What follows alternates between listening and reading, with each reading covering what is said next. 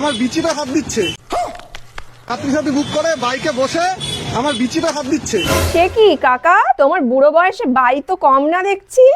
ঠান্ডার বাজারে রস তো একদম খেজুর গাছে উঠে গেছে দেখছি। এই যে এটা হচ্ছে ভদ্রলোক।